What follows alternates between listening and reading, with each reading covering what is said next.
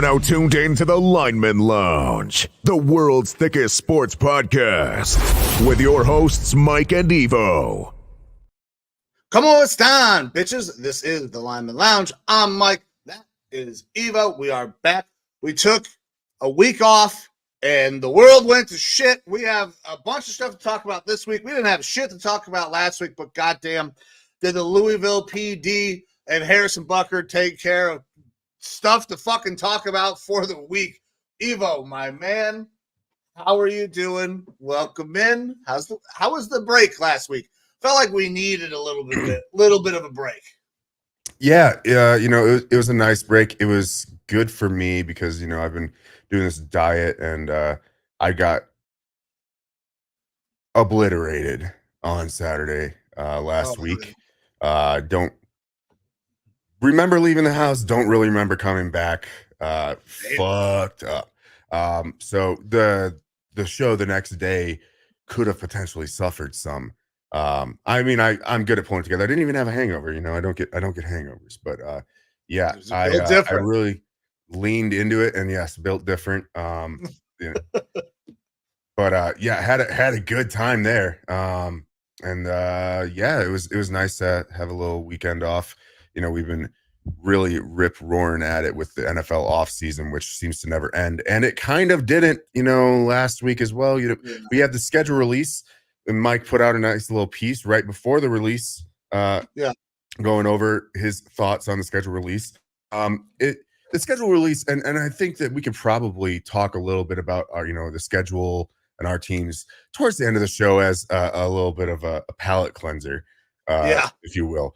But the schedule to release, especially to me, it's always interesting because people get kind of hyped up for it, as if it's like the Christmas present that you already know what you're getting and you've known for 5 months. Yeah. Because we already know what teams you're going to play. Like, I knew what teams the Vikings were going to play next year, and I knew if it was going to be a home or away game. That's how I knew back when the last season was still going on that my Vikings were going to play the Arizona Cardinals in Minnesota, and I wasn't going to have an opportunity to see them play Arizona here in Arizona this year. We already knew that. We just don't know the order. And you don't know what Monday night football games there are, or primetime, or overseas games. That's the part that's, I guess, special with it, if you will. Yeah, but it gets leaked. It all gets leaked before. Yeah. Like, the schedule release thing is so not great. The NFL does not do a great job of marketing this and kind of creating the news cycle. It keeps them in the news, but it's not great. Yeah, the team individually do a great job with their products, though. Right. And that's the thing is I get where the NFL is coming from. They're trying to extend this offseason in the more dry time of the year as much as possible. I mean, we do have rookie OTAs and stuff going on right now, which are interesting on an individual team basis from the little that you can garner from them. I got to see JJ McCarthy throw the ball and hear some anecdotal stuff about his leadership. And that's great. That's cool. I'm more interested for training camp, which is still a ways away. And so we're going to see this stuff kind of trickle fed to us from the teams and whatnot going on forward. But that's kind of all that we had for last weekend's show. And we decided, hey, we're going to take a breath. We'll take a tactical pause to go back to our old vocations. And then see what happens with the following week. Maybe we'll have enough to put together something nice. And lo and behold, we have some wild, funky stuff happen. So we're definitely going to get into some golf scandal, golf scandal, and not just Rory filing papers against his wife. Along with a CBS lady who also filed some paperwork. So there's some, and then we'll obviously speak on the NFL a little bit and at least one of his kickers, which is not normal for a news cycle. But before that, anything that you really want to get into, some youth sports stuff that you've had happen over past week? Youth sports have been good. We are 2-1 on the season. We dropped our first game. Man, it was a nail biter. I pissed off a bunch of parents over on the other team. We ended up going down. We were down by quite a bit. Kids were slumped shoulders and they were not there. They were disappointed. And I did one of those things that I tend to do sometimes and got in their ass. I yelled a little bit and told them that there's absolutely no fucking way that you guys are going to act like this right now without saying fucking, obviously. Because this game's not over. We still have at least 2 innings to play. That next inning, we go in. And yeah, we were down 3-9. Producer Amber in here dropping in some comments. Thank you. Yeah, lost 9-10, came back, rallied, scored, was it 5 in the 5th? One of those shots was our first over the fence home run that we've had on this team over the last couple of years. It was a good shot too. About 245 is what it carried. The young man's father actually went out there and measured it for him because he was asked to. For sure. Yeah. Look, if you have a nice little poke over the fence, you gotta get some verifications of things and whatnot. Yeah, you want to know for sure, especially this kid's very first over the fence home run. He's hit several inside the park because he's a hockey player and is fast as all fuck. But first one over the fence. So I was super pumped for him. But we did go down, lost in the bottom of the 6th, the last inning. After we scored a bunch of runs, I had my kids sprint in because we were running out of time. We did one warm-up pitch, throw down, and then get them out. We were able to complete our half inning of defense in 6 minutes. There was only 7 minutes of game left, so a new inning started. And much to the chagrin of all the parents on the winning side, they were not happy that they had to play an extra inning because we had all of the momentum. We ended up scoring, tying the game. However, in the bottom of the 6th, they were able to scratch across that winning run. They celebrated as they should. That was good for them. But my kids rallied after I kind of got into them a little bit. Hey, we're never going to act like we're out of a baseball game at any point because look what we can do. We can come back at any time. So that was good. Other news for me, actually starting tomorrow, I will be in a training program for Pro Football Focus. I was accepted into their program. I'm going to be working on player participation, and I'll be getting some game tape in. I'll get to review that, go through the processes. If everything goes well, if I can not fuck this whole thing up, I'll be working for PFF come fall. So that's get awesome. paid to watch football. Yeah, it doesn't get better than that, man. That's awesome. Fucking does not, dude. I'm pretty pumped. I'm very excited. I just got to make sure that tomorrow when I get my email, I start grinding and start making sure that I make it through this. For sure, man. Hey, I'm super happy for you. I'm glad that you got that gig. When it came across, I was like, I was interested, and I was like, but you know what? I have a full-time job. I can't do nothing but film all day. So yeah, I was like, this is perfect for Mike. Shot it off to you, and yeah, I'm super stoked for you. That's an awesome get. Like, not very many people. I've never met anyone that said that I get to work for PFF. So yeah, so there's a shitload of people in this training program, which means that they probably the attrition rate is probably fairly high. So we'll see how it goes. Put a little pressure on myself announcing it, but sure. Well, look, this is the thing is that you probably have, and let's be realistic, a lot of dudes that are like, I watch sports, I can do this, I know stuff, or young kids that'll be like, oh, stats are just easy, check mark, this guy got a strike, this guy got a sack, this guy got a tackle, and the way the PFF analytics work are drastically different. And I'm my assumption, without knowing anything, is that they're probably going to they probably have a extremely large team of people who do what you're going to be doing, watching film. They record stats, analytics, things like that. They'll have groups that are specific to certain types of analytics and only watch those certain types of plays. And then they do what we used to do in our job, which is when we do evaluations, specifically podium evaluations, we'll get scores of this evaluation, and then we'll norm them together to come to a consensus. And ones that are outside of that norm usually can get tossed to the side. And I would assume that's where the attrition process would come from is, 90% of the group got, this guy is having 2.5 sacks and this guy's got 5. Well, bye.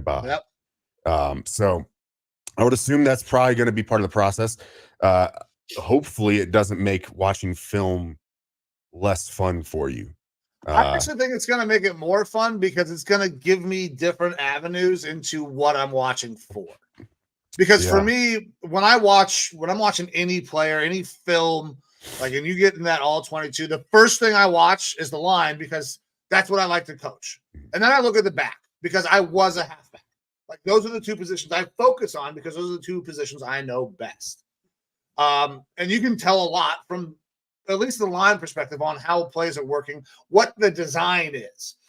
This is going to be a different way. I'm going to have to probably go in. Since I'm on player participation, I'm going to have to find out how many snaps guys are in, what position they're in, different locations, and mapping all of that out. That's going to give me some perspective on maybe things I don't necessarily know, because I played linebacker a little bit too. Not necessarily the best well-versed in all of the linebacker stuff. I just ran around and hit things. That's what I knew how to do as a linebacker. Yeah.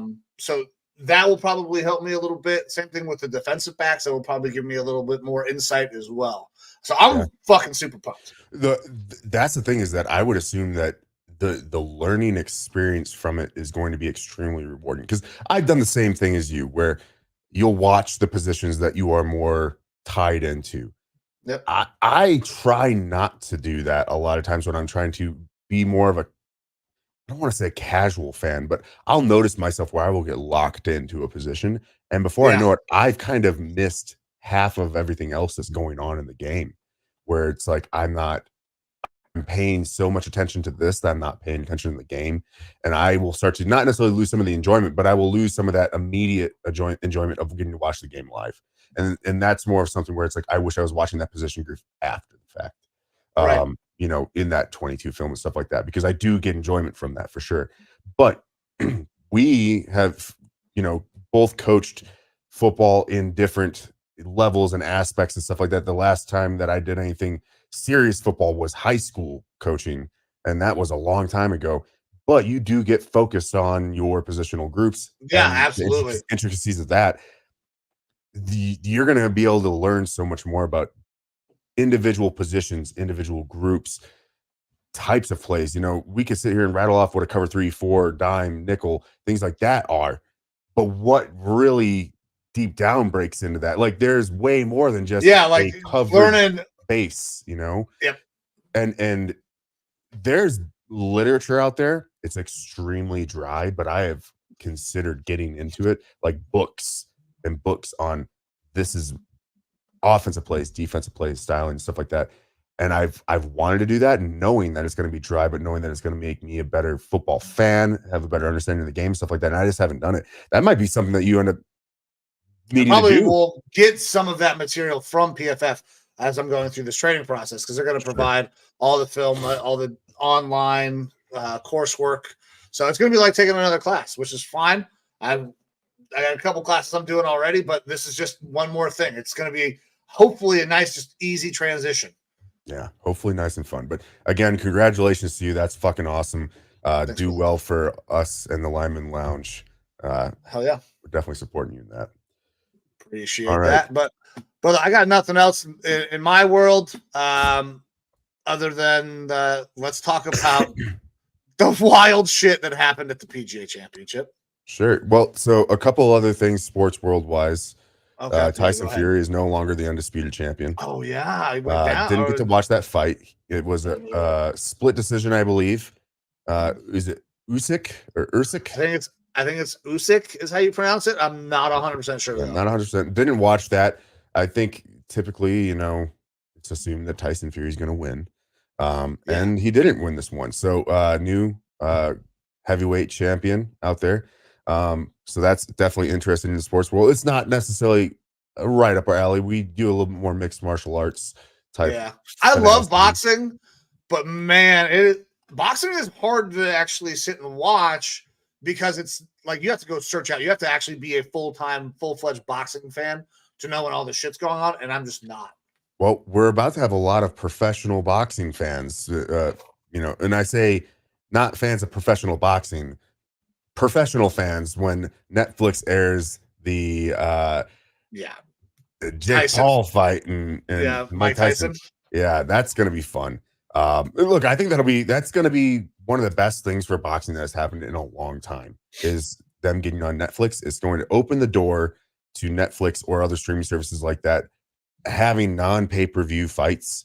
And this is probably the most interesting one I think that Jake Paul has been a part of. As far as like, is it a real fight or not? It sounds like it will be. It sounds like they're not going to be wearing I the hope so. headgear or 18-ounce gloves. But obviously non-sanctioned, really, I don't believe. I think it's going on their records. Is it? Well, I believe it is. either way, like you can say what you will about it as being a gimmick fight or something like that. I'm not calling Tyson a gimmick if you saw any of those clips. But Oh no, I'm not. Don't talk bad about Mike Tyson. yeah, but it's going to bring a lot of eyes to the sport where it's had, it's suffered some in recent years with MMA getting so much steam. So that'll be interesting. I'm sure we'll talk more about that when that comes around. Other than that, big thing for at least me, NBA finals are still going on, or the playoffs. Yeah. And my Minnesota Timberwolves are having a game 7 tonight, here in 3 hours, just under 3 hours, versus the Denver Nuggets being played in Denver. Yeah, I mean, it's fun for me to actually have a Minnesota sports team making it to a deep run in the playoffs and legitimately be looked at nationally as being like a damn good team and not being just trashed on. Obviously, we swept the Suns and did so in great fashion. Won the first 2 games of our series with Denver in Denver, which at that point I was feeling really good. And then Denver comes into our house and takes those 2 games and won another one in Denver. And then we ended up winning our last one in Minnesota. Now we go back to Denver. It's been a bit of a roller coaster for sure. I'll say this: the 3 games that we lost. I'll start off by saying this is the best defensive effort that I have ever seen from an NBA team. Not being super versed in NBA through those first 2 games, when it got into Game 3, Game 4, and Game 5, the defensive effort didn't match up. But I feel like that was because we weren't making baskets. We were making fucking nothing. Everything was around the rim and out, not making baskets. And so once that, the leads started to increase from the Nuggets who were making their shots, the defense kind of fades away because you're on your heels. And, that sort of an aggressive defensive play, you've got to at least be within a couple shots of the other team to really stay that defensively competitive for the entire game. But I mean, the last one was an absolute blowout, almost televised rape. It felt like won by 45 points. And I think we scored once in the last 4 or 5 minutes with the backups in. So I'm super excited. I, obviously would love to go into Denver tonight and get a W and move on to the Western Conference Finals. It is a little bit interesting. The Timberwolves have only won a Game 7 once. And that was on May 19th. Yeah. 20 years ago that the Timberwolves defeated Sacramento in Game 7 of the 2003-2004 Western Conference semifinals. Also, Kevin Garnett's birthday is May 19th today. So it would be fitting for us to win another Game 7 today and to honor Timberwolves great Kevin Garnett with a win there. So I'm super looking forward to that. We'll be tuned in here once we're done with the show. Hell yeah. My Cavs are out, so basketball season's over for me. And the Cavs team that we saw this year is going to look drastically fucking different from the one that we see next year. So I'm not going to get into the Cavs. I think Donovan Mitchell will be back, though. All right. Cool. Well, yeah, let's talk a little bit about golf. It's PGA Championship Valhalla, I believe. Yeah. Valhalla, it was supposed to be a great host. The governor, I believe, of Kentucky put out a tweet. That they wanted to be great hosts to this event and to show all of the PGA that the people of Kentucky are just great people. And then world number 1 shows up to the course. Obviously, there is a tragic accident. Let's not lose sight of This all took place Friday. Normally, PGA tournaments start on a Thursday and go through Sunday.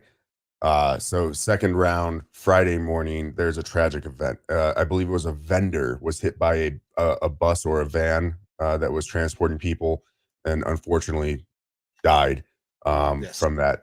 And that probably caused some sort of change to traffic in general. Not just like there's more traffic, but cops are probably on a heightened alert of some sort for potential issues, things like that. Different changes to traffic patterns and whatnot. And that ended up resulting in an issue with world number one Scotty Scheffler, which two very drastic different retellings of the story, one from the police and one from Scotty. So it's pretty interesting. At the end of the day, Scotty Scheffler was charged with second degree assault of a police officer, which is a felony, criminal mischief, third degree, reckless driving, and disregard for signals from an officer directing traffic. All right. I'm going to read here from a news article of what was in the police report. It says, allegedly drove past a police officer who was directing traffic and failed to stop when he was directed. The officer then attached himself to Scheffler's vehicle and was drugged. According to an arrest report, Louisville detective Brian Gillis suffered injuries from the incident and was transported to the hospital for severe injuries. From Scheffler's side of the story, it was basically, didn't see the guy anything. Once I did see him, I stopped and I got out of the car and saw what was going on. And apparently he was thrown against the vehicle and handcuffed and arrested. And it sounds like he was assaulted a little bit. And look, I don't know that there's no video of this, unfortunately, that we've seen. So all the video I have seen, like from Jeff Darlington and all those guys, has been like when he's already in cuffs. I haven't seen the exchange, and I highly doubt we're going to see that because also has been put out that there is no body cam footage. Weird. Like, yeah. Look, it's already been put out. That was the mayor, Craig Greenberg, said Saturday there's no body cam footage of the incident at all. And it was, I believe, the Jefferson County prosecutor said that as of right now, they're planning on dropping all charges. Yeah. It sounds like, if I had to guess, the traffic structure changed around Valhalla when, that person lost their life. The players are probably, and this sounds maybe a little bit highfalutin, but the players are probably used to a certain process of entering and exiting the golf course that is different from the normal public, right? And it makes sense that, absolutely, if I'm a professional football player, I'll drive up to the stadium like normal, and then once you get close, you have different traffic routing to get you into the stadium rather than having to go park somewhere else, right? So that's probably the norm. Scheffler was probably operating based on the norm and is probably used to police and stuff like that who are helping at these events, directing other traffic elsewhere, and him kind of getting a pass on certain things, which again sounds bad. It sounds highfalutin, but that is literally just the way that it works. It's not like, he is special. These players are special. They get special treatment because the reason that everybody's at the fucking course to begin with is the players. Yeah. So he probably, I don't want to say ignored traffic signals, but it's very possible he never even saw it because things were different and he wasn't expecting it. I would imagine that the players are instructed that they are to drive a specific way. And then when it changed, they just went the fuck around like they've been instructed to do. Like that makes sense. Obviously, the exchange happens where the officer attaches himself to I feel like the officer jumped on the hood of the car and was like, "Stop, motherfucker." And then something happened. I don't know what. I don't even know what type of vehicle that he was driving, but I could see him like jumping onto the back or something like that to try to get him to stop, and being drugged a little bit. And this guy looks back, and he's like, "What the fuck is this guy doing?" And stops, and he gets out, and he's like, "What the fuck is your problem?" And all of a sudden, he's thrown against the fucking car, being arrested. Blah blah blah. Yeah, like these players. It's reported that the car was marked as a PGA Tour car. Oh, really? Yeah, interesting. Well, so that's the other thing is like the players do get there relatively early because they start their training sessions early and whatnot. Scheffler obviously is going to have a very robust training regimen that usually starts at dusk. It's not outside of the realm of possibility to think that it was dark out for this as well. So look, it probably was a misunderstanding, but it seems like, and maybe this is just me erring on the side of the player here. It sounds like the cop probably got a little overzealous. Jumped on a vehicle when it wasn't necessary. This isn't Lethal Weapon or anything like that. Like, you're too old for this shit. And probably was carried by the vehicle a little ways. And this guy got out saying, what the fuck is going on? And then the cop, again, overzealous, probably threw him against the vehicle. He was probably amped up with adrenaline and arrested him and threw all these charges at him. And then after the fact, they're like, you just arrested the #1 golfer in the world right now. And he was probably like, oh, shit. And it sounds like everyone else now is, oh, shit, we fucked up. Yeah. Not just because he's the world #1, but I mean, like, just any golfer, they probably been like, we fucked up here. Look, we've seen this. You see this in regular life. You see it in public life. You see it in military for us for sure. If things don't go according to plan, sometimes people fall apart and everything goes to the wayside. The plan probably changed due to the incident early in the morning. Yeah. And everything fell apart for this guy. And then Scheffler goes out and has himself a pretty fucking good round of golf. Because he makes it there for his tee time. Barely. Yeah, well, he made it. We got Jacob Roach popping in here. I'd be transferring him. Yeah, like if you're a police officer, you're probably looking to move a department. You don't want to stay there anymore. No. Well, I'm There's no really fucking interested. way. I'm really interested to see what this cop looks like. Because honestly, if you are directing traffic, I mean, we even see it here in Sierra Vista. I'm sure you see it everywhere. You get your new people. You get your overweight people that you don't want working a normal beat. You get your olds. Your old people. So yeah, I'm interested to see what this guy looks like because I'm imagining it's one of all of these things potentially going on. A barely qualified guy or less than average law enforcement officer that probably was out of his element more than anything. No, he was for sure out of his element. And then the way Scotty responds that day is outrageous. Shoots a 66, like goes low, warms up, stretches in the jail. Scotty Scheffler's a fucking dog. I went to the face swap AI. It's like, I gotta be prison Mike, Michael Scott, and Scotty Scheffler had to switch. The memes were hilarious. The tweet, like, this is all gonna end up being funny for basically everybody except for the Louisville Police Department and specifically this officer. It was wild, but I gotta tell you, if it happens to at another sporting event, another athlete, it might go a little bit differently. Like, look, if Scotty Scheffler was black, he probably would have been shot. Probably would have been shot. Like, there'd have been 2 deaths. I'm not gonna say like it. Yeah, it's true. Like, the way it was handled was bad. It would have been worse. Thank God it wasn't. This is an asinine thing, and now the jokes are kind of funny because we get to laugh at these guys who are making stupid decisions. But these are also the people that are supposed to serve, protect, all that shit. Like, we got to do better. Like, we've been needing to do better. Now you're going to get more people who are like, oh my God, the police are just out of control. Yeah, look, it normally doesn't hit the old rich whites. All right. It doesn't. No. But it did on Friday. And that's offensive. All right. At the end of the day, Scotty got to play. It sounds like charges are probably going to be dropped. I think I had told you, I was like, I would love to see the betting line for the charges getting dropped because I'll put some money on that. Minus 2,000 probably. There's no way those charges will stay.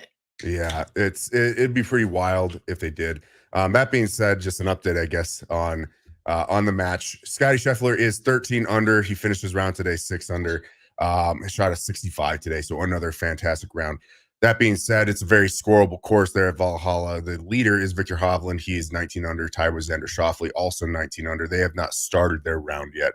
But Scotty Scheffler right now is 13 under. He is probably out just unless there is an absolute breakdown by Hovland and Schauffele. Yeah, they are playing right now. Bryson would also have to have a breakdown along. Like, I don't even know that he. Scheffler's tied for 8th. He's tied for 8th with his day being done. But like, you got guys that are several strokes ahead and they're still playing. So he's probably not winning this one. And I guess it's understandable, but he's still probably made top 10 at this point. So golf is a wild sport. I played twice. I played 9 on Wednesday and I played 18 yesterday. It's been a long time since I've played. It is a sport where it is, obviously not super physically demanding, but it takes a innate amount of skill to pull off what they do. But you can coach people into having that sort of a skill long term. The mental side of it is extremely impressive. It's the mental side of it. You get a good mental coach for a player, and they can take multiple strokes off a guy's game in a round. I think Colin Morikawa actually went and got a mental coach to help with that part of his game. There's I can't think of the guy's name out of Frisco, Texas, that is a mental strategist, analytics guy for a lot of players. And he's like, I'm not going to tell you exactly who I worked with. He's like, but it's a lot of great, like something like 30 of the top 100 players that he's worked with. And he's like, they only come to me when they're struggling. The good guys don't come to me because they've already got that shit down. But yeah, it's a big mental thing. And the point being here is you get arrested. I think anybody gets arrested and they're thinking, oh, fuck, yeah, you're rattled. I like how he's like, yeah, I did a little stretching in jail. Never done that before. For him to be able to mentally set that stuff aside and still go out there in that round and shoot what he did, 67 is fucking impressive. So that's your Scotty Scheffler. It's a little bit more lighthearted than the stuff that we're probably about to get into. Yeah, we're gonna have to talk about it. But good. I mean, Scotty, way to bounce back. The mental game is crazy in golf. I suck at golf. I know I suck at golf, and I still get frustrated when I'm pissing it all over the course. So these dudes, when they're having a tough time and they're actually good, being able to overcome that's insane. It takes an extra level. Well, that's one of the points I was going to try to make there is that golf is one of the only sports that the elite of the elite are there for a reason, but the average person every now and then can do just as good as them. I can't go out and kick a 60-yard field goal. I could probably do it 1,000 times and I wouldn't be able to. I would need years of training, like leg strengthening, stretching, all that sort of shit. I can't go throw a dime with a football like a professional quarterback can. I can't throw a 95-mile-per-hour fastball down the fucking middle. I'm sure not pulling up from 3 in the NBA. Ever. Right. Like, but every once in a while, every blue moon, you'll go out there and you will stripe a shot and you'll be like, oh, I got it. Like when you hit a fucking perfect drive down the center of the fairway and then you check your 18 birdies app and you're like, I just drove it 330 yards. That's what DeChambeau hits. I'm DeChambeau. Like you have those moments every now and then. So that's where golf is interesting. I think that's why it connects with a lot of people. And it's like every once in a while you get one shot that just makes you want to keep going. But anyways. Yeah. All right. Well, let's stop talking about golf. Let's talk about things that don't necessarily connect with a lot of people.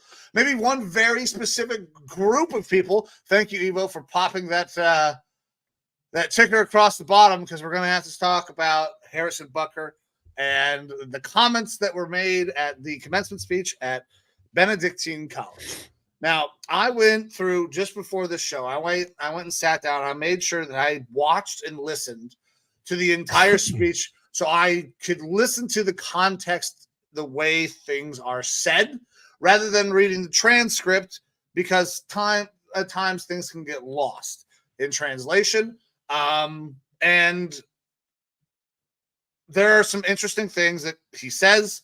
There are things that I do not agree with. There are some things that I don't necessarily think that are being blown out of proportion, should be being blown out of proportion at the level at which they are. To get it out there, like, I am not a religious man. Harrison Butker is very obviously a very devout Catholic man. I am not. So my understanding of the things that he does I'm not going to have it. Right? Like, I don't live that life. So when he's giving this speech, a lot of it is like talking about the Catholic faith and living a true Catholic lifestyle. And for these very devout Catholic people, they're not always okay and kosher with a lot of the things that we find kosher in society today. Is that my belief? Is that everybody's beliefs? No. But they should be kind of allowed to have these conservative Catholic beliefs. Because that's what they are. They're conservative Catholic beliefs. They're not conservative for everybody who's a conservative, whether politically, fiscally. Conservative is not the same across the board. Conservative Catholics believe what he was saying, even had multiple rounds of applause while giving the speech. Yeah. I don't necessarily prescribe to the things that he believes. Like, I have my beautiful wife who helps with the show. She is going to college. She's doing all of these things, but that wasn't always what she wanted to do. My wife's dream was to always be a mom. When she was younger, she wanted to be a mother. But now that's no longer her dream. Like, she is a mom, that's great, but she wants more than that. Some women don't want kids at all. Some women only want to have kids. And I don't understand why the fuck it matters to anybody what women want to do, as long as it doesn't affect you. Like, if Harrison Butker is not looking for a woman who wants to go out and do things outside of a traditional Catholic marriage, okay. Like, it's just, I don't understand some of the vitriol, because he's talking to a very specific group of people. And if it doesn't apply to you, don't listen to it. Don't do that. I would not want my daughters living with a man or being in a relationship with a man that it was expected that they're going to be devout Catholic and they're going to worship their husbands, like some of the things that are said in these specific groups. But they can do that. That let them have their fucking thing and leave them over there. I don't understand. I don't get it. So, Evo, where are you at on some of this? Because some of the things he says are like, holy fuck, why are we saying this? And other things you're like, okay, yeah, I mean, that kind of makes sense. Like, the whole be masculine thing. I'm on board with all of that. Like, be masculine. It's good to be masculine. But you can still be masculine and feel other things. The term masculine needs to change what the fuck its definition is. Like, being masculine is not walking around with a cut-off t-shirt acting like a fucking hard ass. Like, that's not what being masculine is. So it's so hard in this society, because one person hears one thing and they're like, okay, so some of this kind of makes sense. I agree with some of this, but I can't agree with all of it. So if you agree with a little bit, now you agree with all of it. Or if you disagree with a little bit of it and you disagree with all of it, there are bits and pieces of this that I think make a little bit of sense. They're a little radical for my belief system, but make a little bit of sense. And others just don't make any fucking sense at all, because that's not the way I would want my daughters to live their lives. So hop in here. Please tell me where you're at on this. It's really hard. I can't bury him, and I cannot fully support him. I'm somewhere in the middle. And I think that's where people really should be coming at this from. Is it's not should I bury him or not, or should I agree with him or not. We are allowed in our first world society, I'll say this, in the US, Yes. to disagree, and that is okay. And the person that you disagree with doesn't have to be the devil. All right. I as well come from way more of an agnostic viewpoint. I have been religious in my past. I don't want to say that I'm spiritual because I don't like that terminology. Mhm. But the thing with me is that, like, this is a, I've seen religious things and religious sides and stuff that don't make sense to me. We've seen it with our time overseas. Mhm. And some of it seems very barbaric when you're over there and stuff like that. And that definitely makes you feel a very passionate way about it. This is a different side of the spectrum when we are talking about conservative Catholicism. Um, I'm gonna read the transcript here of what he said, and I'm gonna kind of do exactly what is wrong with this situation, and that is just grabbing the singular portion of what he said that people are getting up in arms about, but we want to contextualize it a lot more. And I think it would be unfair for us to not actually get into what directly was said. And I'm not going to say exact, like, look, his speech was, I think, 23 minutes long or something like that. Yeah, We're not going to there's do a that. good speed. I sat here Um, for a fucking while watching it. yeah. But I'm going to go basically straight to the area that is being kind of tore up. So it is essential that we focus on our own state in life, whether that be as the layperson, a priest, or religious. Ladies and gentlemen of the class of 2024, you are sitting at the edge of the rest of your lives. Each of you has the potential to leave a legacy that transcends yourselves and this era of human existence. In the small ways, by living out your vocation, you will ensure that God's church continues and the world is enlightened by your example. For the ladies present today, congratulations on an amazing accomplishment. You should be proud of all that you have achieved to this point in your young lives. I want to speak directly to you briefly because I think it is you, the women, who have the most diabolical lies told to you. How many of you are sitting here now about this stage and are thinking about all the promotions and titles you are going to get in your career? Some of you may go on to lead successful careers in the world, but I would venture to guess that the majority of you are most excited about your marriage and the children you will bring into this world. I can tell you that my beautiful wife, Isabel, would be the first to say that her life truly started when she began living her vocation as a wife and as a mother.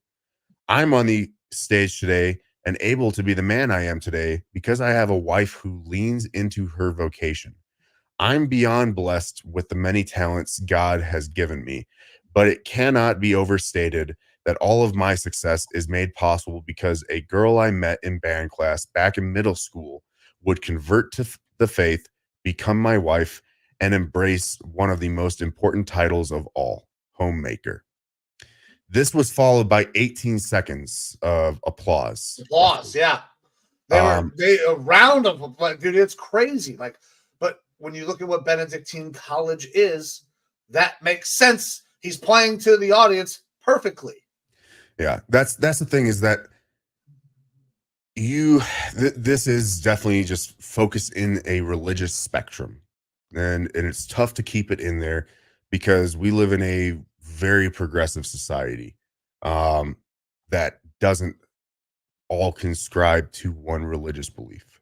Right. If you were to go to Judaism, to Christianity, to Muslim, whatever religion you want to, there's probably going to be things, if you are from a different worldview, a different perspective, that are going to seem incorrect, asinine,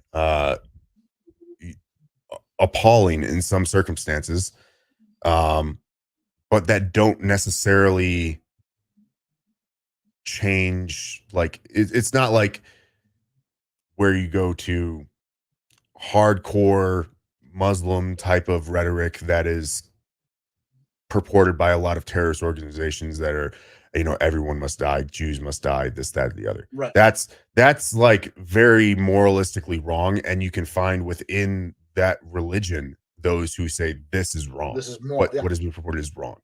That's not really what's happening here. I think, one, he was speaking to a very conservative Catholic college.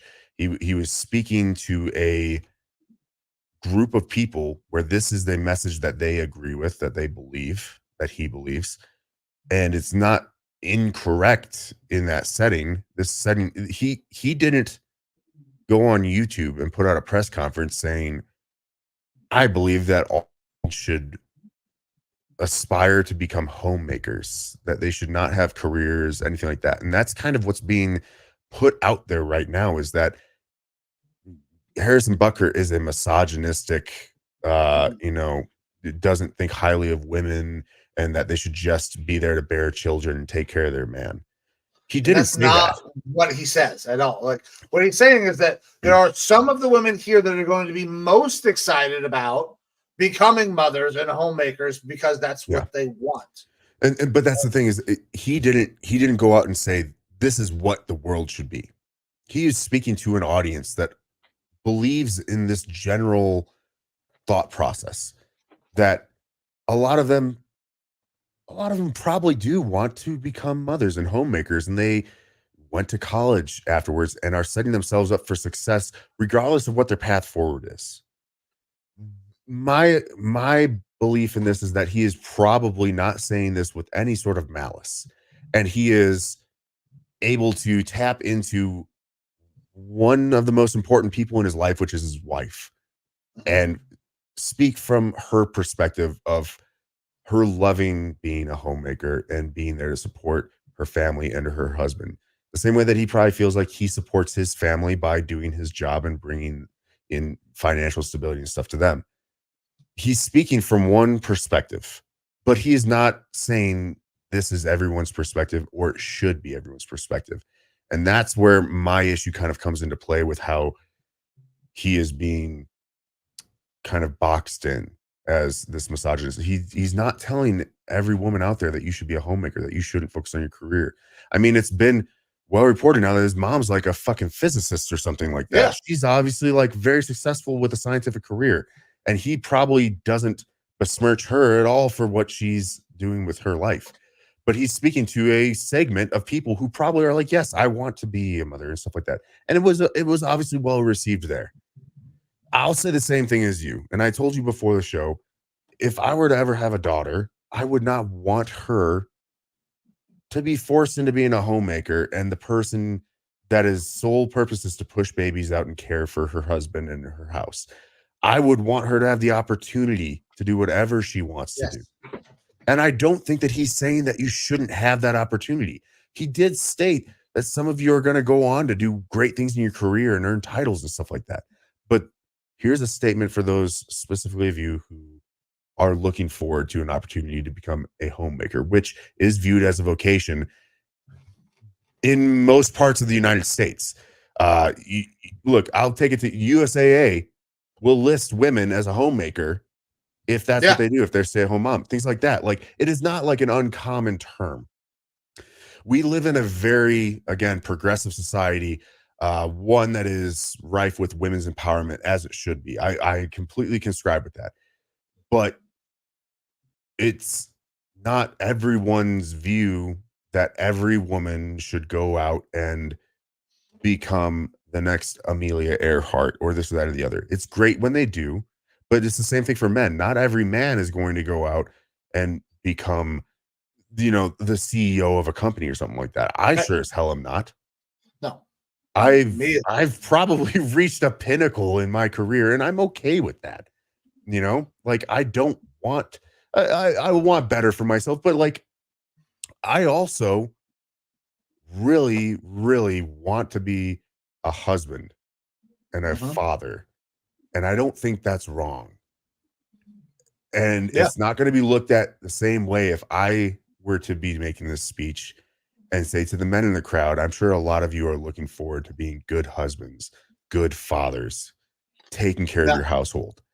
And you bring that up. it's a Go ahead. gender gap. Again, this is a true gender gap in things. Like he's not saying that women are less, in my opinion here. I don't think so either. Now, it does, bringing this up, though, it does make me ask the question. This will be for the side that thinks Harrison Bucker is saying that. Why feel the need to single out and act and speak directly to the women? Now, that is an interesting, like, why even need to bring that up? Why not just say some of you will be most happy as being a father, a husband, a wife, a mother, a homemaker? Could have tossed it all in. So it is interesting why you go with just the one. And that's the thing is that if in retrospect, in hindsight, he did not give enough time to the other half of that spectrum. He could have gone deeper into the women who will lead more professional oriented career fields and things like that. But I think that it's probably, and this would just be a guess, dummy thick idiot here, conjecture, that there are probably segments of women out there who feel ashamed for wanting to be a homemaker. And Well, and I he's think probably giving part them of that is also outside society saying that you need to do, you don't just be a homemaker anymore. Be whatever the fuck you want. That should be the ultimate message. Yes. If you want to be a homemaker, go fucking be a homemaker. If you want to try to be the CEO of a Fortune 500 company, young lady, go fucking do that. That should be the message. That's the message that I would give to my daughters. Same that if you ever had a daughter, I'm sure would be the same. Yeah, and my thing here is I don't know that he didn't say that. He focused more on the one side, and it's probably more so from personal experience. This is Because again he's a conservative Catholic man. Like yeah, absolutely. It's more of a guess, right? But the way that I take it, without, if I'm not coming into this with vitriol, because if I do come in with vitriol, I come to the same sort of conclusion that is being widely spread out there, and that's that he is misogynistic and that he is downplaying towards women. And I can get that, but I think he just didn't give enough time to go into you can go out there, you can do whatever you want, you with your professional careers, you completed college, you took a big step towards a professional career and stuff like that. He mentioned it in a line or two and then went on to talk about more so of what his personal experiences in life with his wife. Now I'm going to throw this out there as well. So I have a good friend, and I'm not going to say their name or anything like that, and I talked to you a little bit about this before the show, who an amazing guy, like love him to death. He would do anything for anybody. He is very devout conservative Catholic, and we do not share a lot of similar views on many different things. I would have to venture to guess that he is not okay with like gay marriage and stuff like that, because in that extreme Catholic viewpoint, it's not okay. He's not a bigot or anything because of it. He doesn't outwardly act negatively towards that. It's just not a part of his belief system, and he doesn't agree with it. And that's okay, again, to have disagreements, right? And I still love this guy like a brother. I went to his wedding and was an usher at his wedding, and I got to kind of witness this sort of a treatment firsthand without knowing. Like I grew up Lutheran. I had been to Catholic church and stuff before with my friends. I had not experienced a situation like this, but part of the wedding speeches and that normal call and response, do you take this man to be your husband? Do you take this woman to be your wife? That things were added in there that really took me back. Like I was like, wait, is this actually happening? Statements like to the wife, will you, serve your husband, and will you tend to his every need and your family's every need, things like that. And it sounded way more closer to like, do you agree to be this man's slave? right? And that's just me putting it very like bluntly, is the way that I had received it. And it definitely made me feel a certain way. Like I wasn't okay with it. But I had to sit there and take time and be like, is that actually what is being said? Or is this more just the traditional speak of it?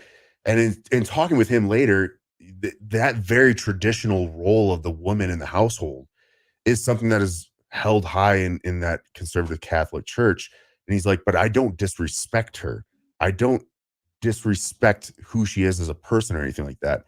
Like, and I would never tell her that she can't go and like have a professional career or something like that. But we are coming into this marriage with an agreement that I will be doing this sort of more laborious work and bringing in the finances and stuff like that. And she will make sure that our household and our family is taken care of. And it's defining roles where if we were going back 5,000 years where man has to go out and hunt to survive and woman has to cook and this and that. Like it's that, and it's the still being held within society today to some extent. And it's part of that extreme, if you will, Catholicism and conservatism within that church. But if that was their thought process and they were like, anyone who doesn't follow this thought process is the devil, that would be a different thing. And that's not what they were saying at all in that moment. And again, like I said, it was off-putting to me in the moment, but I don't think any less of my buddy for that.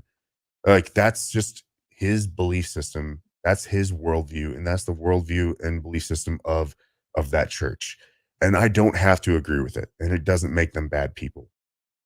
That's where I'm kind of at with this, is that I don't agree with everything that Harrison Butker said in his statement. I rarely agree with anyone 100% in the statements that they make. But it doesn't mean that I have to dislike them. It doesn't mean that they're a bad person. It just means that we disagree. Now, if Harrison Butker was running for president, it might make me think twice about, do I want to vote for him? Because does he share the same sort of beliefs as me? That sort of thing. But he's not. He's the place kicker for the motherfucking Kansas City Chiefs. And you know what position matters probably the least on a football team? By most metrics, it's the fucking kicker. All right? People are making a big deal about this, where if any other person had said this, that carried lesser of a position, it would never have hit any sort of a media cycle. No. Statements like he made, or commencement speeches at other conservative Catholic schools, probably were worse in most probably sound very similar, if not worse, because that you're not Harrison Butker, you're not going to be seen. Also Harrison Butker is very devout in his faith, that he probably doesn't, he believes what he believes, and he said it. And then we get into the whole political aspect of this. Like, Harrison Butker takes some swipes at President Biden at the beginning of the speech. Well, I don't think it's because of his necessarily political beliefs. If you listen to the entire thing, he takes swipes at President Biden because Biden is also Catholic. And then does things that are not in the traditional conservative Catholic faith, like supporting gay marriage and abortion and doing the cross during abortion thing. So it's not a political thing. It is one sect of a religion that is very devout in their faith, that believes these things. And then there's a bunch of people that don't fucking believe it. So just leave them the hell alone, and hopefully they'll leave us the hell alone. Look, it's the same thing if we want to. I brought up gay marriage earlier. I'm not gay. I don't want to suck a dick. Do I think that you're a bad person if you want to? No, it's not my cup of tea. If it doesn't affect me, I don't care. Do your thing, you live your life. And that's the statements that he made, and that religious belief. I don't care. It doesn't affect me. Now, it does affect some people, specifically in the LGBT community, women. So to them, it matters because they feel like they're being attacked. But I also feel like the message was not intended to attack, because that was brought up in a conservative Catholic venue. There is going to be some connotation. He took swipes at President Biden. Like, there are things that very clearly state this is what this man believes. This is how he feels. Like he is The a message bad probably person. wasn't even towards those communities, though. It wasn't towards that's those the communities. thing. So it's tough. Like, I understand where women would be upset by this, but also you're not an affected woman by this if you don't follow these beliefs already. Yeah, if you're not in a conservative Catholic relationship, fuck what Harrison Bucker said. It doesn't affect you. Right. That's And why I think people are getting kind of up in arms who about is a this. father worth his salt and does not follow these beliefs is hopefully going to teach his daughters that you don't have to prescribe to this nonsense.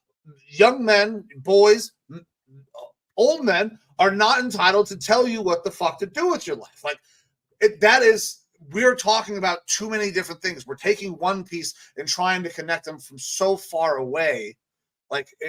He was not trying to say that, like you have said, everybody should be like this. He stated his beliefs. So that's all I got on Harrison Bucker, man. I don't agree with all of it. I don't agree with most of it, but he's entitled to his opinion, and it does not affect me or the people in my life. And if it were possibly going to, I would take the steps to make sure that it doesn't. Right. And I think I can speak for us at the Lineman Lounge. We don't necessarily agree with Harrison Bucker. What he is saying isn't as bad as what it is being made out to be. It is a belief system that we do not agree with or conscribe to. Yep. And if you do believe in that and conscribe to it, that's okay. We just disagree, and that's okay. Yep. And for anyone else that disagrees with it, that's okay too. But it doesn't mean that he's the devil or wrong. You can try to cancel him. You can try to drag his name, whatever. That makes you kind of the wrong person in this. Like, you're the one that's taking more aggressive, belittling steps. No, you are the one that is denigrating a religion, if you will. You don't have to believe it. You don't have to agree with it. And you can just go on with your day without letting it ruin your day. Yeah. So there was a lot of that going on. But. Yeah. All right, brother. Let's get the fuck off of Harrison Bucker. Let's talk about anything else beside Harrison Bucker. Yeah. So we had a schedule release. Yes, right? Yes, we did. I was thinking we should go ahead and we'll pull up images here of each of our schedules. We can talk about the Browns schedule, the Vikings schedule. If you're wanting to at this point, it's pretty early, but we can go through wins and losses and things like that we think are going to happen. And then any other sort of points of news that came out with this schedule. I've got the funny version of what's going to happen each week in the schedule that was put out by someone. I don't know, but I grabbed the image off of the internets. We can also look at kind of the primetime games and things like that. It's interesting that the Panthers have 0 primetime games. Not completely surprised by that. And then you have some teams, like the Jets, who have 6 primetime games, and on top of that, an overseas game. Wouldn't it just be terrible if someone blew out their other Achilles or something like that? Aaron Rodgers' Achilles has the possibility to be the funniest thing ever. Like, dude, absolutely. With 6 primetime games for the Jets, which is fucking asinine. It pisses me off that they have that many. Mm-hmm. But dude, I never root for, and I'm not rooting for one now. After I felt bad for Aaron Rodgers for all of 5 minutes, I will probably get a little giggle out of it. Like, that's just. I'll be honest. I'll feel that way pretty immediately. Kind of thing. I'll feel it pretty fucking immediately.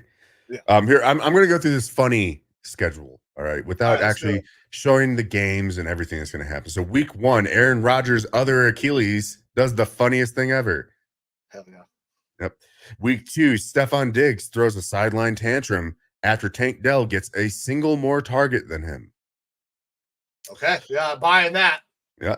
Week 3, Kirk Cousins throws 4 interceptions in primetime, and Falcons fans call for Michael Penix Jr. to start. I actually can definitely see that happening. Yeah. The Falcons fans are going to find out real quick.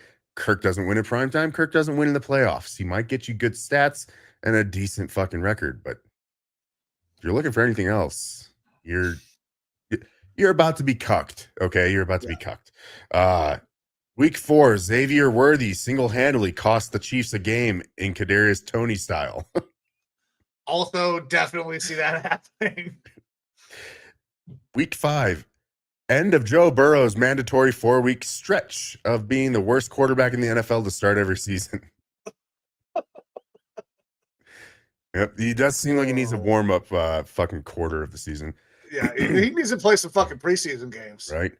Week 6, Russell Wilson tweets, "Steele got it," after his first 3 touchdown game. Oh, fuck's sake. I can see that happening too. Mm-hmm. Corny Week shit. 7, Micah Parsons visits Penn State during the bye week to touch freshmen in the locker room. I don't know the reference here, but I'm going to have to go figure out what Micah Parsons has been doing. I guess this is a Sandusky quote type thing. I don't know. I hope not.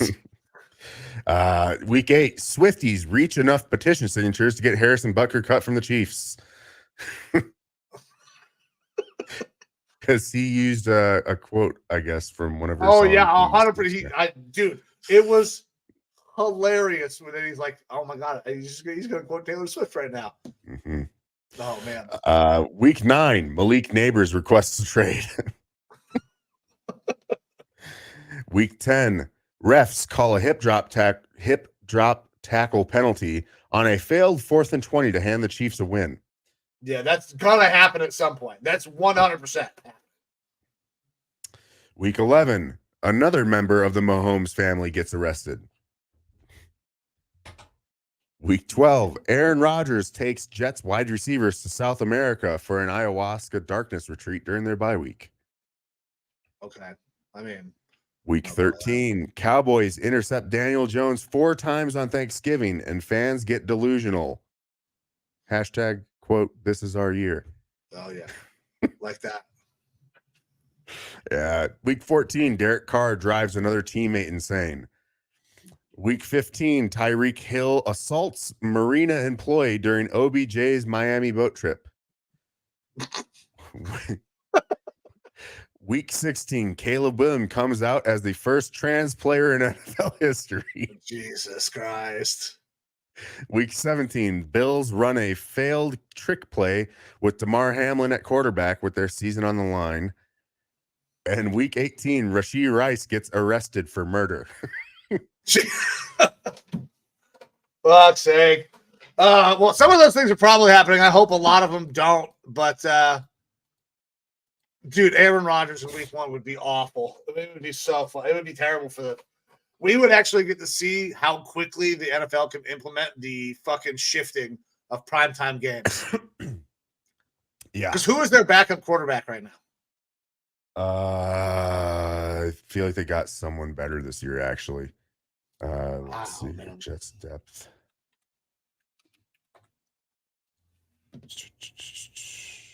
Someone wants to open. Tyrod Taylor. Yep. And Travis Jordan. Tyrod, they drafted Travis Jordan, so he's already injured. Or Jordan Travis, excuse me.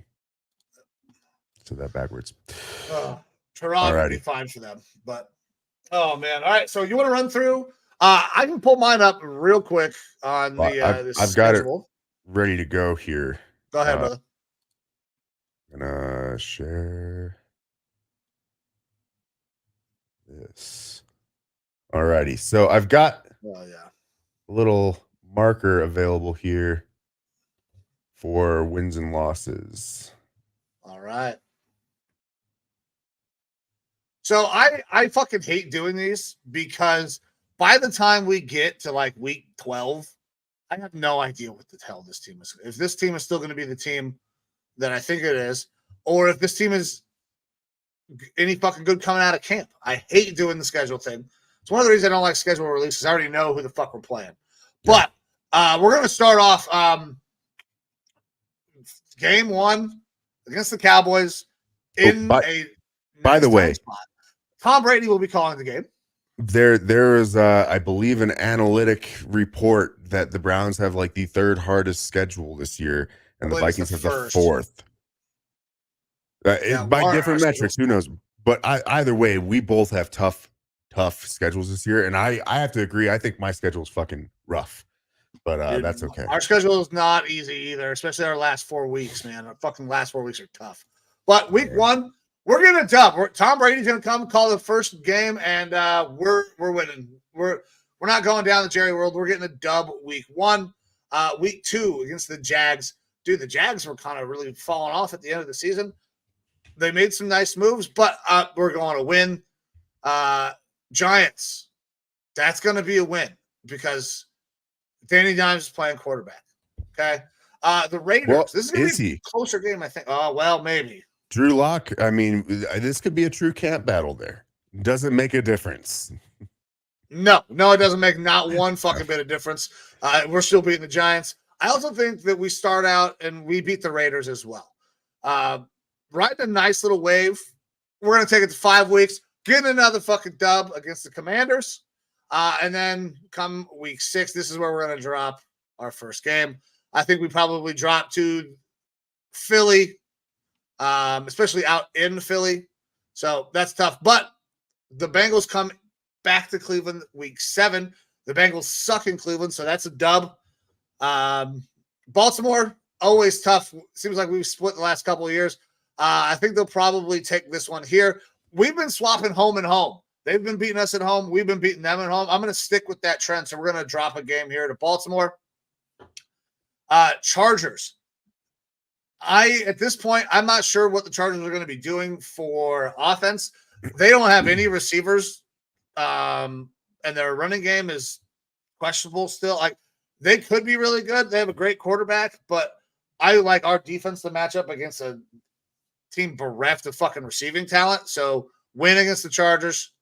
Bye week, obviously, getting a big dub there as Browns. The Browns always get a dub. Then moving on to the back half of the schedule, New Orleans. Yeah, I feel like we still get a win here, man. We're way better than New Orleans. Pittsburgh, once again, we're going to probably split with these guys. We're going to beat Pittsburgh at home. We've been beating Pittsburgh at home. Then we're on the road to Denver. I hope we stomp the shit out of Denver. I'm giving us a dub. And then this is where the tough part of the schedule gets. At this point, we've only lost 2 games. We're in a nice playoff spot, but we are going to probably drop a game to Pittsburgh. We might drop another one to Kansas City. If we're going to drop another one, I'm going to call it. We're going to lose that one. Cincinnati, I think we can beat them twice.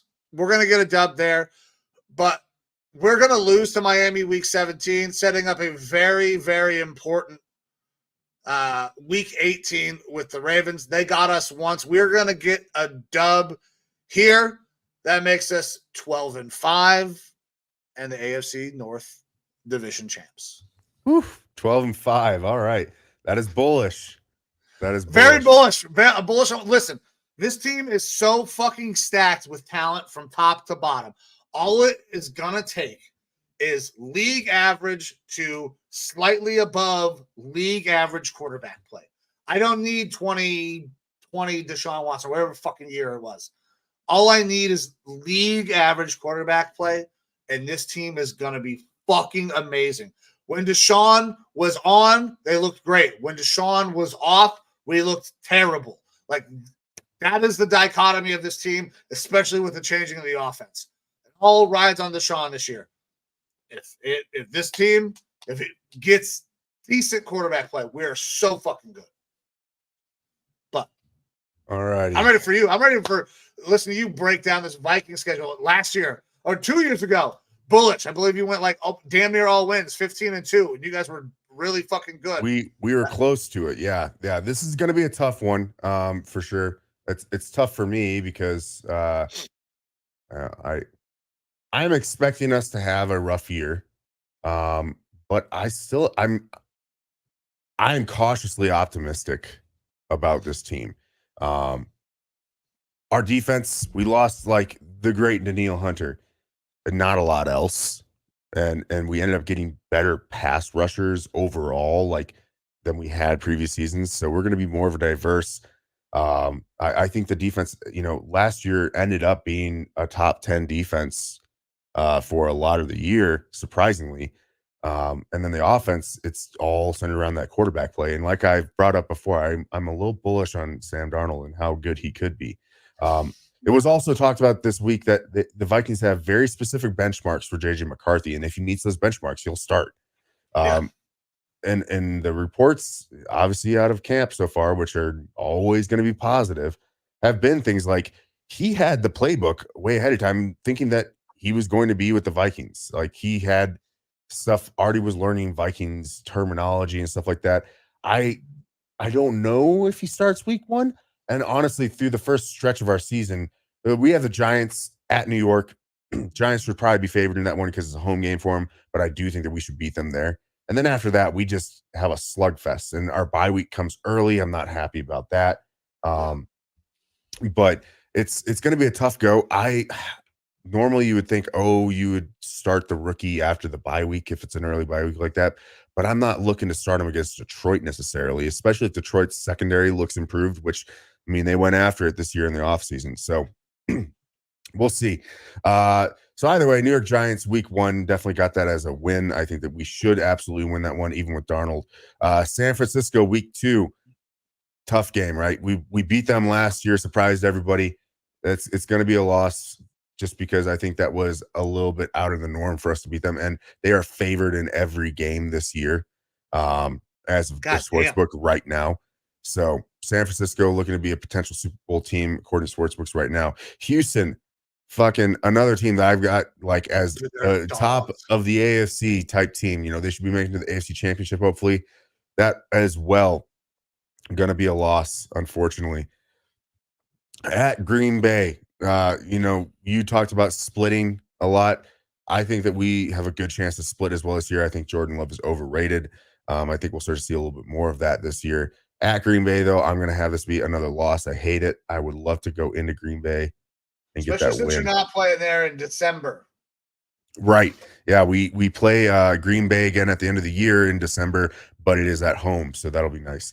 Then we go off to the UK and play the Jets. This game is going to very much so be decided on is Aaron Rodgers playing or not.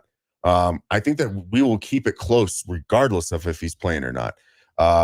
And as much as I would love the storyline of his other Achilles blowing out or something like that, or him being suspended for PEDs to get that Achilles good, I think we're going to end up losing this one as well.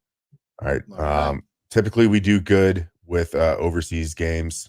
I don't know that we've lost one overseas yet. But we're starting off the season 1-4. Not a great look. All right. Next up, Detroit at home after a bye week. Detroit the week before, I believe, on our bye week is playing Dallas, and Dallas obviously has got some offensive firepower. I think that they're going to be focused on that. This is a trap game. We'll end up beating Detroit at home in this game, despite them being a good team. And this is potentially where you can see a JJ McCarthy start, like I said, with the bye week. So we're going to take a win there. Going up against the Rams Thursday Night Football. I do like that Rams team, McVay. There's going to be some great pre-game coverage of McVay and O'Connell and that whole dynamic. First time that they've played each other. Well, look, the Rams, they're a good team. We saw them last year be competitive. But we didn't think there would be anything. Right. Aaron Donald, being gone is going to matter. I think this is the year that we start to see a big step back from Matt Stafford. So Thursday Night Football, to kind of shuck the whole we can't win in prime time with Kirk, I've got us winning this game, but it's a close one. Next up, Indianapolis. I think we take one versus Anthony Richardson and the Colts. I still feel like they're a bit of a middling team. They did good things this offseason, but I still feel like they're a little bit of a middling team, and it's another home game.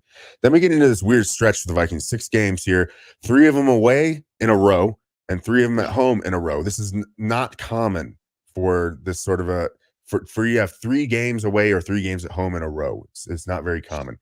Also, all 6 of these teams did not make the playoffs last year. So theoretically, if we're going off last season on a run, you could go on a run here. Not going to have to be the case, though. Jacksonville, kind of like you brought up, they were a sneaky good team last year until Trevor Lawrence had that calf strain, I believe, or sprain. And then they just fell off a cliff. Then they fell apart. I do think they're a good team. I think that we might be beating them by then. Tennessee, I'm not convinced that they're a good team. Will Levis has a cannon of an arm. We'll see if he can get it reined in. And it's, new head coach, new offense, all that stuff. By this time of the year, they should have it figured out, but I'm going to have us winning here versus Tennessee. Chicago, we're going to drop one to Chicago. We play bad in Chicago, even versus bad teams. And this is a much better team.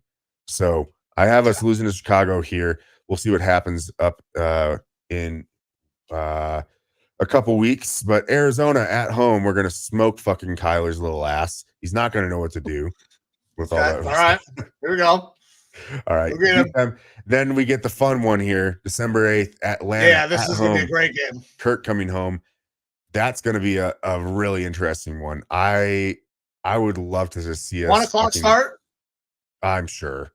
Yeah. It's a noon game. Yeah. That's a win. Look, we know Kevin O'Connell knows what rattles Kirk. They were best buds.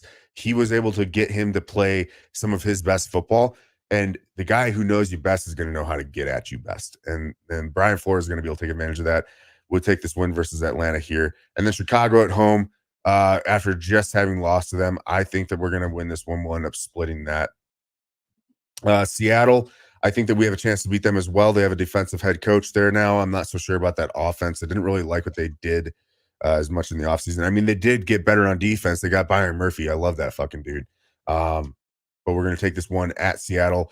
And then Green Bay at home. Well, we got to get one win against Green Bay. So I'm going to have us winning against Green Bay here. Again, I don't think they're that good. And then Detroit at Detroit. The time frame hasn't been determined, the actual date yet. We're going to lose to them here as splitting basically every series in the NFC North. That's the best I can hope for, I think, as of right now, because the NFC North is going to be a tough one. So this is. I thought you said you guys were going to suck. Yeah, you said you're going to suck. That's 11-6. Yeah, we are a better team than 11-6. This is a sucky season for us. Got it. Let's see. I understand. And it's also why I have money bets in already for JJ McCarthy to be offensive player or offensive rookie of the year, and Dallas Turner to be defensive rookie of the year. I really like this team, honestly. Like, we lost a lot of games by like one score last year, and we played so many backup quarterbacks through the last half of the year, and we're still able to be competitive. We were able to get Nick Mullins to go out there and throw for fucking 400 yards and 4 touchdowns. You can do, a little bit better with Sam Darnold, I think, in the interim.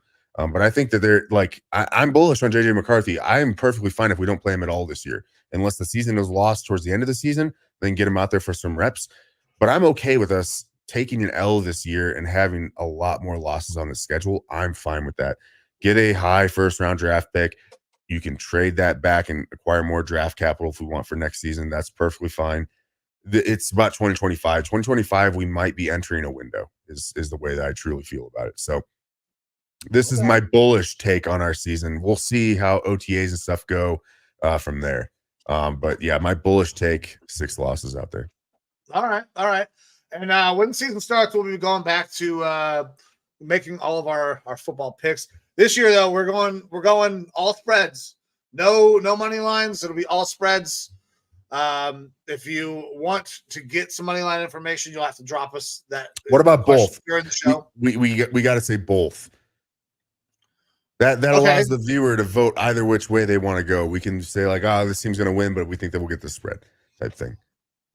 I can do that. I'm good with that. We can track all of that. But I believe that we should run our picks, like our percentages, off of the spreads. All spreads. Yeah, I'm cool with that. All right, and then people will give them the money lines, if they want to play a little more conservative. But man, I'm pumped. The season cannot get here soon enough. I believe friend of the show, Nick Carnes, put out a tweet not too long ago. It's like 16 weeks until the season starts, man. So we are basically one football season away from football season starting. Yeah. It still feels forever. I hate it. But hey, we got training camps and stuff coming up. Now, again, Vikings and Browns, we do have some practices together this year. Yeah, And I'm not I sure if believe they're in the Greenbrier or if they're in Berea. I'm doing some checking about, and as soon as those things go on sale, if I can get joint practice tickets, I'm getting some, and we're gonna figure out how to get your ass out here. We might try to do a fucking show or well, we do something have, from we there. second week of the preseason, we play as well out there in Cleveland. Yeah, So so we should work something out. that would be really cool. I don't know how we can financially, if I can swing it or not, but it is definitely on the radar and something that would be Yeah, fucking awesome. it would be Um, amazing. some other stuff here with the schedule. So primetime games is obviously a big talking point. Teams that have 6 primetime games, Jets, San Francisco, and the Cowboys. Left out of that is the Chiefs. The Chiefs have 5, which is interesting to me. Chiefs, Rams, Bills, Eagles, Ravens, Packers, Lions, Bengals, Dolphins all have 5. A lot of teams have a bunch. But the Cowboys, I guess, that's America's team, I guess. America's team. Yeah, they got to whatever. have that because they got fans fucking everywhere. The Jets, I guess they're making up for Aaron Rodgers last year. And then San Francisco, because they're one of the better teams, it looks like, here in the NFC. So 6 of them there. And then again, notably, the Panthers have 0. David Tepper probably is throwing a little tantrum. You also have some other teams there. The Colts, Patriots, Titans, and Cardinals all only have 1 primetime game. Yeah, teams that aren't any good don't get any primetime games. Welcome to fucking sucking. Like, I was a Browns fan. It was great for a while because I love 1:00 Sunday games. I get my football in, I fucking enjoy my game, and then I can watch whatever I want in the afternoon. Well, we get the show fun. The show, and then straight into football. It's football with more football. Yeah, and then you can watch whatever games in the afternoon. Primetime games are cool, but man, they are kind of a little inconvenient. I don't mind not having a bunch of primetime games. I think the Browns are at 4. Maybe it was 3. Browns have 4. 4. Okay. But like the Panthers, they suck. So they shouldn't be on primetime. We should not be subjected to watching the fucking Panthers on primetime. Oh. Just like a couple years ago, we shouldn't have got the Broncos 6 fucking times or whatever it was. Like, hopefully, if things happen, they actually implement the ability and use the ability to change these primetime games around. Yeah, look, no one should be subjected to what we've had over the past couple of years of the Amazon Prime Thursday night games. Those games that are just dog shit. Like, that should just be the Panthers every week if they were giving them primetime games. Like, that's the only consideration for primetime, really, that they should be getting. But, yeah, if you're not a good team, you're not going to start off with primetime games. Now, the flexing capability of the NFL, obviously, if one of these teams that doesn't have very much starts to kind of pop off and looks like they're a playoff contender, you will see them start to move into some primetime spots towards the end of the year. The one game for Vikings that I kind of thought could be a prime or should have been a primetime game is that week 13 with the Falcons. Atlanta. Atlanta coming to Minnesota. That's a really good storyline, and it could still get flexed. However, I believe that the primetime games that week do not look very like they're going to get kicked out of that spot. I think it's like San Fran versus the Chargers or something like that, and Chiefs versus the Bills or some shit like that. Like, there's good games that week, so it'll like we'll have to see some teams really struggling for that to happen. I'm sure Kirk is very happy that he's not playing in primetime going back to fucking Minnesota. Yeah, that would be really funny if that was the case. Look, I'm okay with not having the primetime games, like you said. Like, I like getting to watch those games middle of the day and stuff like that. The problem is that it's not inconvenient. I'm out here West Coast, and it's not inconvenient for me to watch these games whenever they end up happening. So that's no big deal. The other, I guess, thing that we kind of bring up with Kirk is that it's more and more has come out about him being like the negotiations that had happened between him and the Vikings. His biggest sticking point was not the money. It was, they said, we are going to draft your replacement. And he was like, no, I'm not going to stay there if you're going to draft. And then they drafted fucking Michael Penix. And then he goes to the Falcons, and that was why he was so pissed. I'm sure he was. They draft Michael Penix, and he could have stayed home. He could have stayed with the coach that he loves and the team that he loves, and not even taken as much money. But hey, the grass is always greener on the other side until you get there, and it's a shit box. So that's pretty fucking cool. That's hilarious. But Yep. bro, you got anything else? I mean, I don't have any storylines, or do you any more? I mean, I've only got one other Schedule? thing. What the fuck were they thinking? Dude, these are awful. These are Arena Football League fucking, this looks like a team that was in God damn it, they're playing the Sharks in any given Sunday. The whatever Knights or whoever in that playoff game. That's these jerseys. These jerseys are dog shit. They should never be worn by an NFL team. Yeah, look, I don't know anyone that works in any department for the New York Giants that came up with these or okayed it should probably be fired. The jerseys look like a mix of either a rugby or a soccer jersey. The helmets are the obvious ripoff of the Michigan Wolverines, which a lot of teams do. It's not a cool NFL helmet, teams. but as an NFL organization, you would think let's not stoop to that level. And then the tan pants, I don't know, man. It's fucking terrible. Like if I was one of those players in the picture, I'd be like, I decline. Do not fucking put me in your promotional shit because this is terrible. It's fucking May, guys. April Fools is way long and gone. This is a terrible thing. And my favorite quote from it is that the Giants haven't even started the season. They're already 0-1. Fucking terrible choices here. Like realistically, whoever pushed this forward or allowed it to get as far as actually being a thing, they need to be fired. Because that's bad. It's real bad. Terrible. But all right, guys, we're gonna get the fuck out of here. This is the Lineman Lounge. I'm Mike. That is Evo. If you want to interact with the show, you can go to Facebook, Twitter, TikTok, Instagram, YouTube. You can watch this show. You can go on any podcast platform and listen to us there. And anytime you spend time with us, guys, we cannot thank you enough. Time is the most valuable thing that you have. So when you give us some of it, we are forever grateful. But with that, I got nothing else. Evo, give the people one last word before we get the fuck out of here. Giants uniform is terrible. Agreed. Well, I'm Mike. That's Evo. This is the Lineman Lounge. We're getting the fuck out of here. Oh, fuck that. Free Scotty.